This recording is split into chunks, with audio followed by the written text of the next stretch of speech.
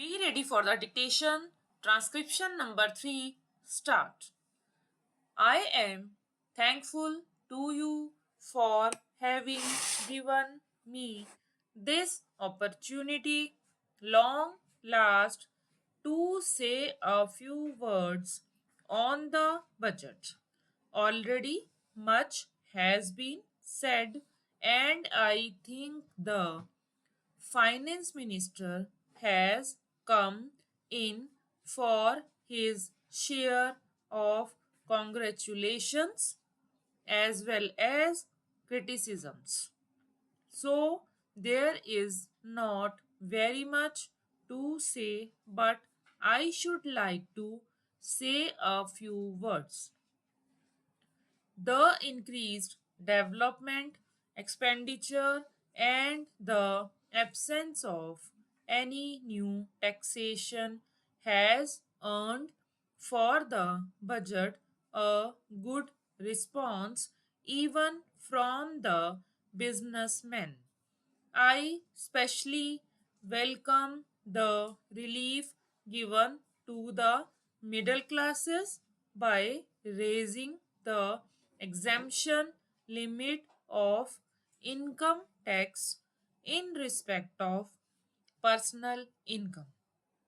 No doubt, this is some relief to the middle classes, but I would request the finance minister if he could to raise this exemption limit from rupees 4,000 to rupees 6,000, as that would give substantial relief to the middle classes. I am indeed glad that the Taxation Inquiry Commission has been appointed with Dr. John Mathai as the chairman, and I am sure that many of the vexed problems may be solved through this commission. At the same time, I would request the finance minister to put off the estate duty bill for the present, since this inquiry commission has been appointed and they may go into this question. For I feel that it is not an opportune moment to put on more taxes on the people. Already, as Mr. Gadgil has pointed out, there are so many taxes on the people. The people are overburdened by taxes and they are just trying to recover their stability. So, in regard to estate duty, I would ask him to consider about it. My reason for asking it to be postponed is, as I have said, that the people are still facing economic distress, and then our government is not able to offer the amenities which other countries have, where the estate duty exists, such as free compulsory education for children, free medical aid, homes for the poor and the destitute, old age pension, etc. So, my humble suggestion is that this point may be considered by the Taxation Inquiry Commission. I agree that there is a brighter side of the picture, and that instead of continually harping on our poverty We should also see the bright side. We are making encouraging progress towards laying the foundation of a welfare state. With the cooperation of all and the implementation of the 5-year plan, I am sure, sir, that we should be able to lay the foundations and fulfill the dreams of India. It is indeed encouraging to know from the finance minister that there is a tendency of lowering food prices all over the world, and in that case the prices in our country too would be lowered. Regarding defense, for obvious security reasons, I do not agree with my friends who say that the expenditure should be curtailed. It is not advisable to take any undue risks and slacken the defense arrangements. Indeed, defense is one of our valuable assets, although strange to say, there seems to be adverse opinion in some quarters.